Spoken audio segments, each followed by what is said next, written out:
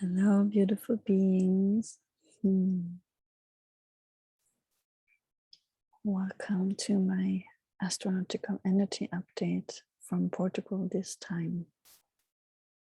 Really enjoying the sun and sitting by the water and having arrived here with the family and starting a very exciting new chapter of community living here. And yeah, this feels very expansive, just as Sagittarius season always brings in this huge, it doesn't feel like a push, but feels like a natural pull. It's not a push, it's a pull. It's something is pulling me towards growth, towards expansion, towards truth. And yeah, I wanna talk a little bit about that. I wanna talk about Sagittarius and the sun in Sagittarius right now, and of course also we are tapping into new moon energy with the new moon tomorrow on December 4th, actually also being a new moon solar eclipse, which makes this very powerful and actually closes a long chapter of 1.5 years, with the moon's nodes soon leaving Sagittarius and Gemini axis and gonna enter Taurus and Scorpio axis, which brings a whole new energy to the collective dynamics. Yeah, and at the same time, we have Mars still sitting in Scorpio. I have shared this with you previously, with Scorpio still being the one that gives us a taste of a medicine that might taste bitter to us, that might bring up a struggle. It is the one that initiates us into the underworld, into the death and become. And Mars is actually the one taking action. So Mars in Scorpio is always about taking action in terms of closing chapters, letting go, bringing death to something that doesn't work for us anymore, which we have to let go of. And where transitions have to happen, alchemy has to happen, transformation has to happen.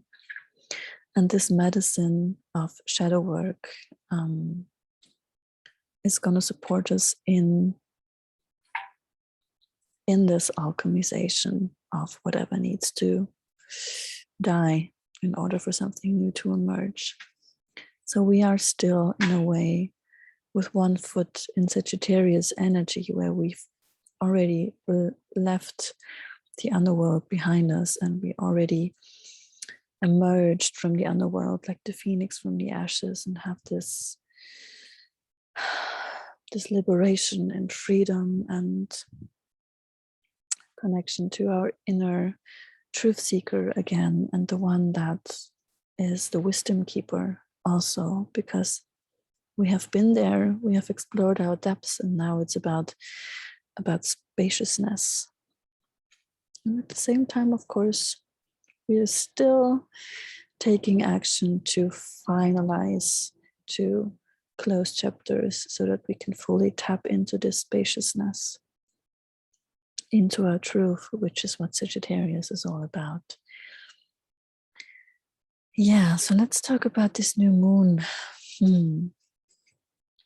So as I was saying, this new moon in Sagittarius, new moons always bring new beginnings, always mark a point in the cycle, just as in the feminine cycle and as in nature's cycle. This is also the moon cycle. New moon is the point of, well, especially the days before, they feel like dying, they feel like death. It's really like letting go so something new can emerge.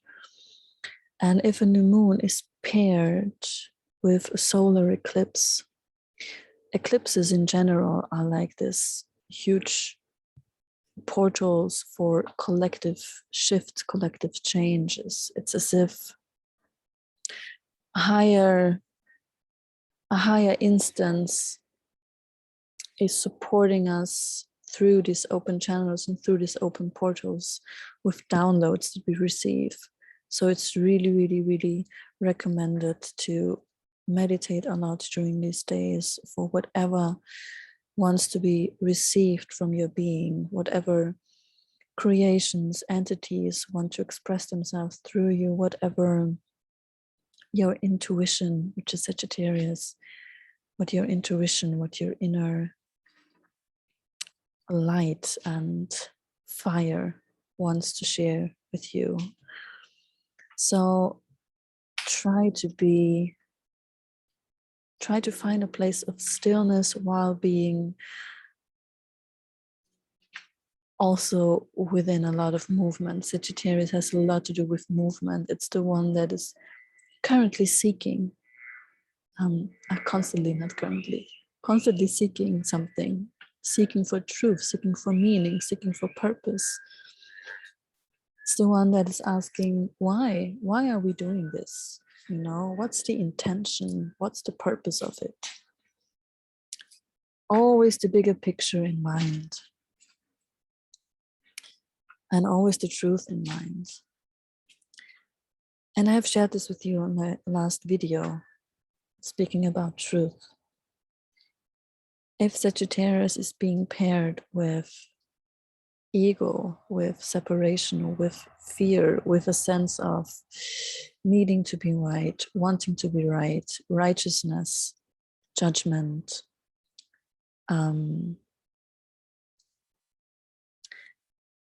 then it can become the know-it-all. It can become the missionary. It can become the prophet that is not necessarily walking his own path, but coming from a place of superiority, and where, well, in Sagittarius, Sagittarius is the archetype that brings forth wars that have to do with belief. In German, we call it Glaubenskriege. So we are currently, with the whole global collective process that we're in, and with the moon's nodes still sitting in the Sagittarius and Gemini axis, this is being heightened, this is being highlighted to us, that the truth, if it becomes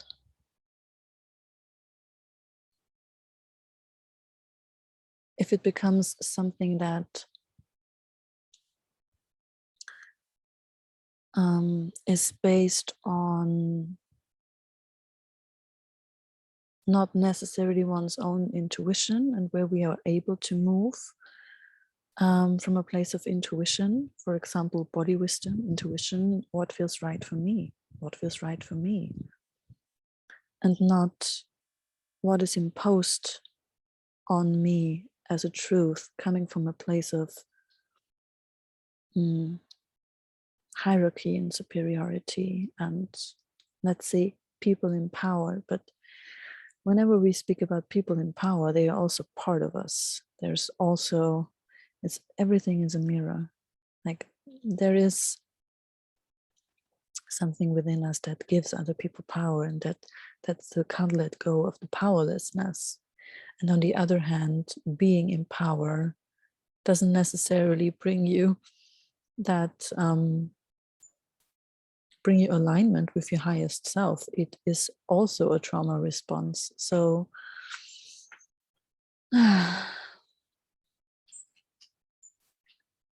truth. Sagittarius highlights the truth, but it is important that we are not following the truth of others these days. That we come from a place of resonance, from a place of intuition, from a place of inspiration. What activates my body? How do I feel in my body when I tune into a certain truth? Do I feel alignment with that? Is it my truth as well? Or is my truth actually something completely different? And here's where the war is kicking in. Here's where the fear is kicking in. Because if you share a truth, if you share your truth, what feels right to you, that is in complete alignment with you. You're sitting in the fire.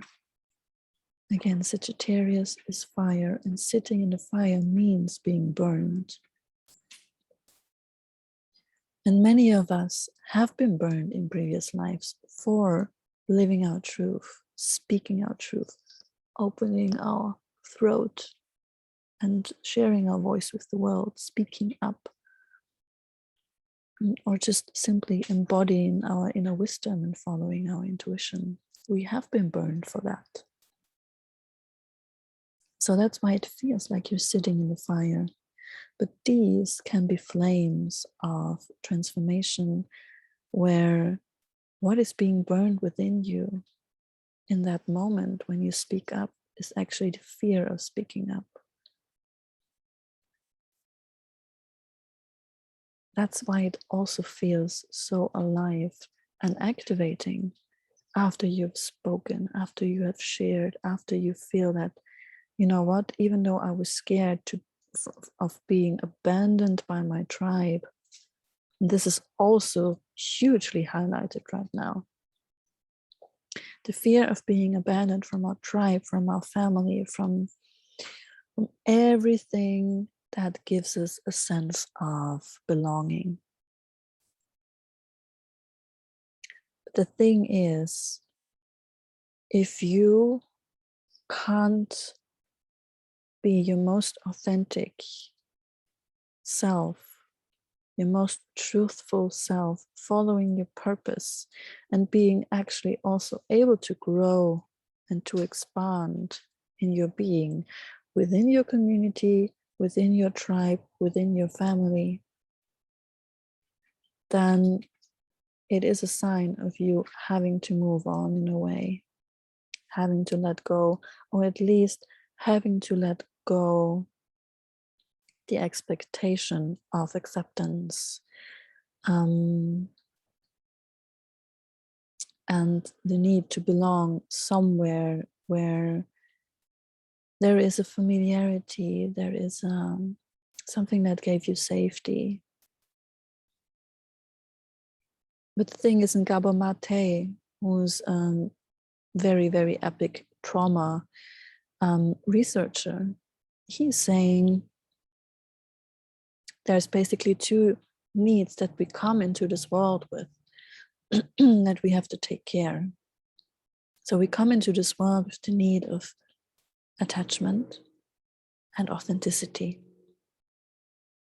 And we learn from a very, very young age that authenticity can be a reason for being abandoned, for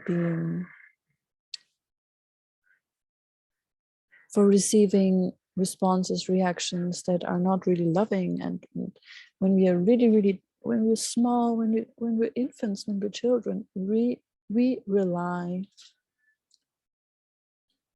in a survival kind of sense, we really rely on the attachment to our parents, to our caregivers, to our family, to the ones raising us, because we literally can't survive without them. So whenever we maybe had an expression of anger, or even also crying about something, and then we've been told, shut up, or don't be so loud, or when you were crying and somebody told you, there's no need to cry. It's that simple. It's just those sentences where we start to learn. And this is why Sagittarius and Gemini belong together. Gemini is the toddler that learns, that is curious about things, that's really like a sponge,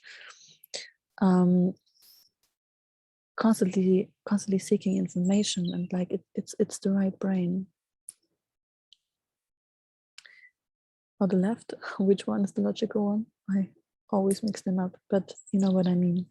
So we're very vulnerable, and we kind of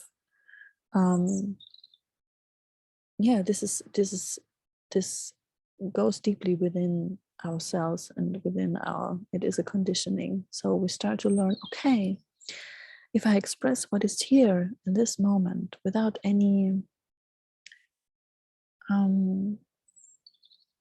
just really in all its glory, in all its aliveness, and you're being restricted and in an environment that doesn't support this, then we notice that, okay, in order to keep attachment with those that I rely on, I have to suppress my basic need for authenticity. And later on in life, when we're grown up, we notice how massively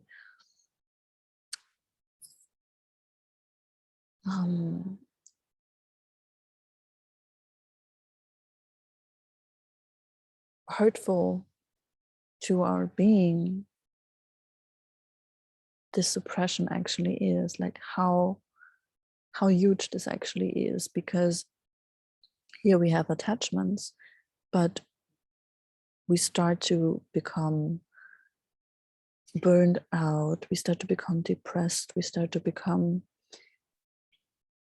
we lose our aliveness, basically. We lose our sense of self-expression, and because we're so afraid of what's going to happen when we express our truth, when we express that fire within us, that light within us, that aliveness, that and following that. So this is super highlighted right now, and this is also where I feel that we are vulnerable to manipulation. We are vulnerable to manipulation, especially when it comes to communication, when it comes to storytelling, which is Gemini, polarity of Sagittarius. Gemini is the communicator, the storyteller. It's the news. It's basically speaking, writing. It's the power of the word. It's the messenger of the gods. But if the messenger of the gods starts to identify with the message that he's delivering, or gets attached to the message that he's delivering, he can become a trickster. He can become manipulative, because is the actual message that he is intending to deliver, has it been formed by him so that he can gain an advantage out of it? Or is he detached? Is he just detached and delivering from, well, in mythology, he was, the one with the wings flying from the underworld and into the sky kingdoms, and he was the only one who could travel safely between Hades and Zeus and Poseidon. So yeah, we are very, very vulnerable to when it comes to the power of the word these days. So really be aware what comes up for you in certain situations where you suddenly have the sense that you have to defend your truth. That's where the war starts. You don't have to defend your truth.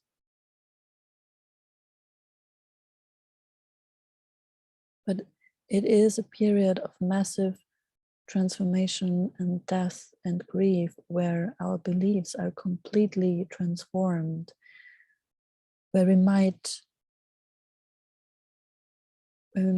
come to the conclusion that, okay, I have believed this so far, and I have this whole belief system within me from my early age even, and it doesn't serve me anymore, but it's so deeply within me. And this is a time to decondition and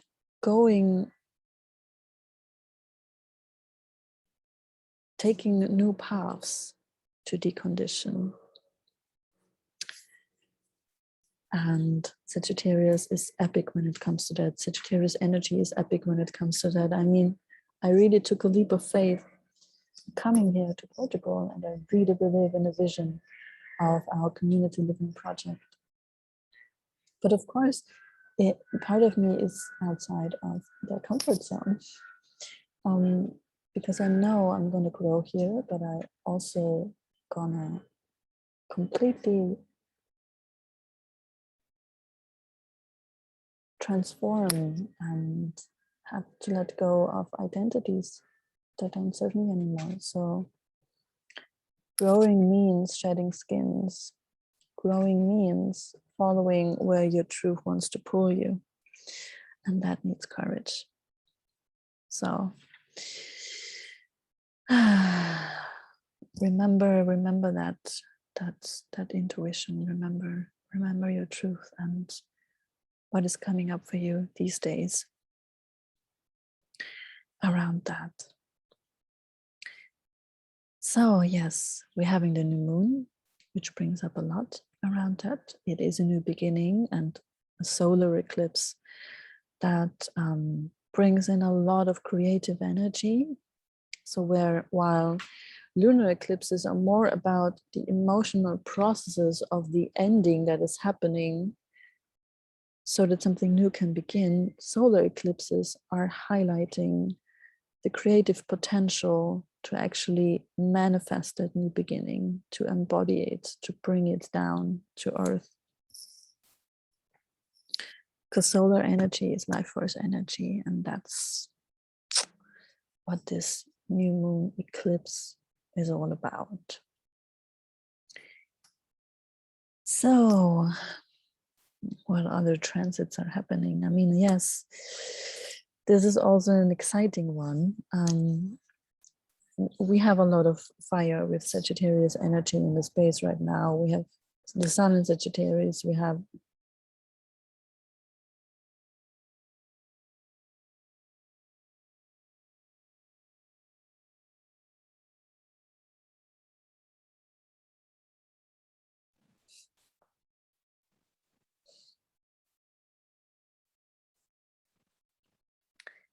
I really hope that the first part of my report has made it through.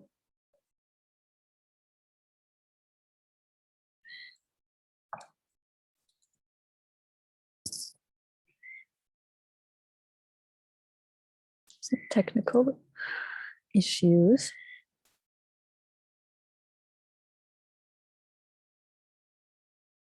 Okay, this should work now. So I was in the middle of actually speaking about, so fire coming in from Sagittarius energy.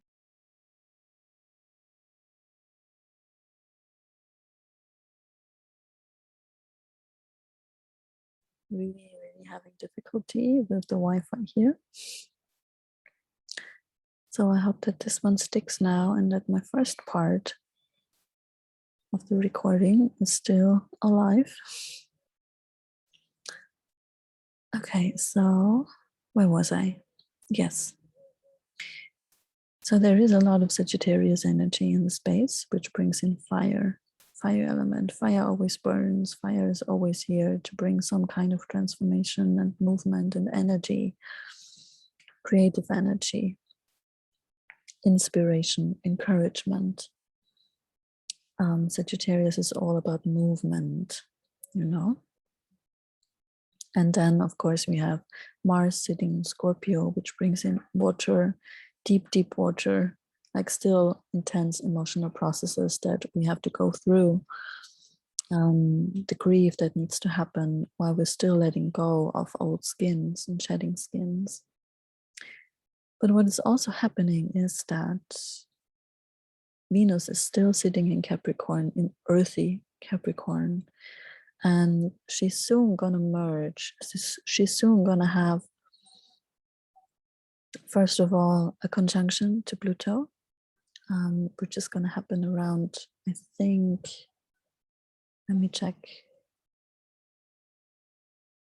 on December 11th.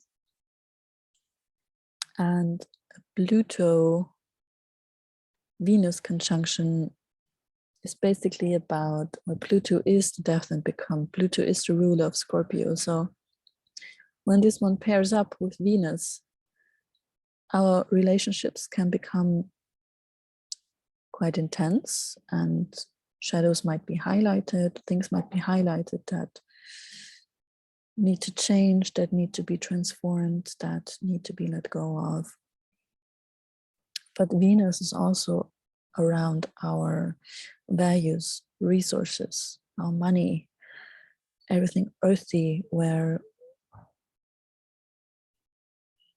yeah, it is everything that we value in a way. That's the earth aspect of Venus.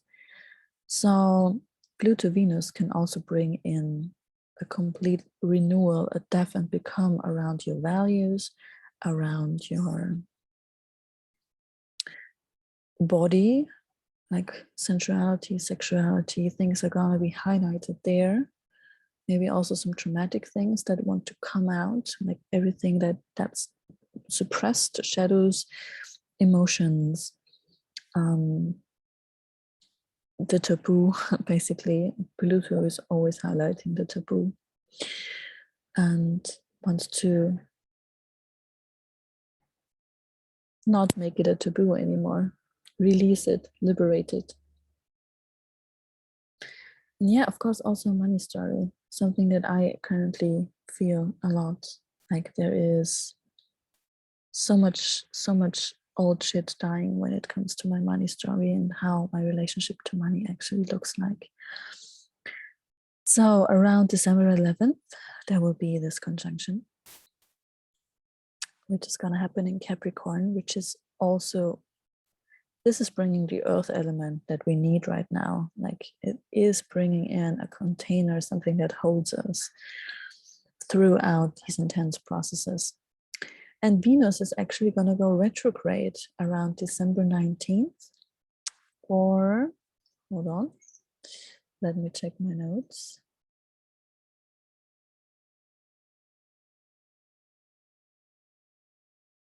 Well, definitely for a couple of weeks into the new year, around a month or so, she's going to be retrograde. So what is Venus retrograde representing? What is she highlighting? Venus, when she's going retrograde, it's like Mercury retrograde, you know, when something appears to go backwards, we are revisiting, we are collecting, we are looking at everything, chapters that might not be closed yet, but that need to be closed, and things are gonna come up that are needed for facing that, for, in Venus case, for relationships, past relationships where there might still is something that is not outspoken, where there are still charges there, where you need to have a sharing, where you need to have an emotional release around that, where you feel it's still not closed. And Venus in Capricorn is all about commitment and responsibility and building a vision together.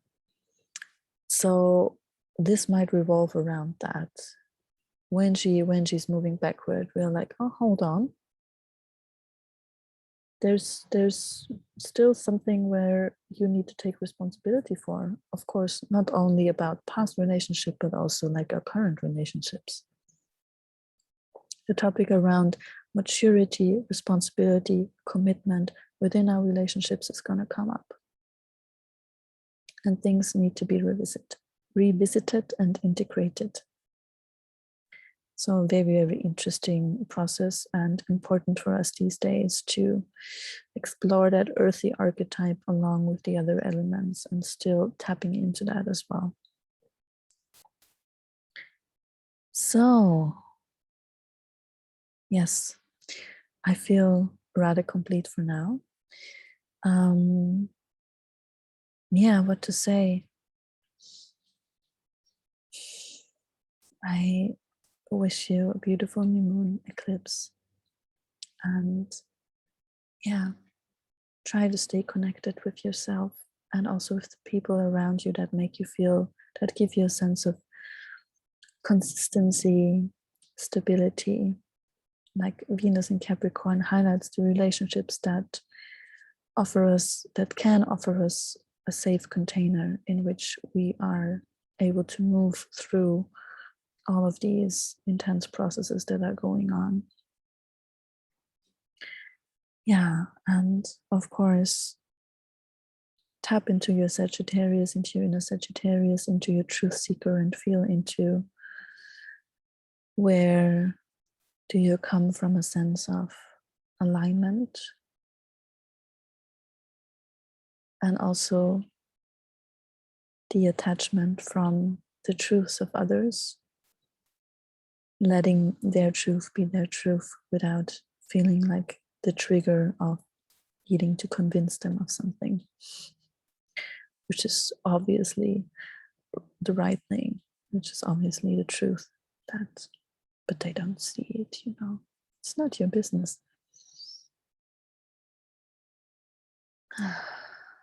Big one for me as well.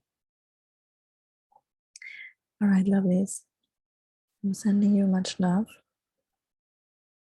and take care. And let me know how all of this is sinking in. Sending love.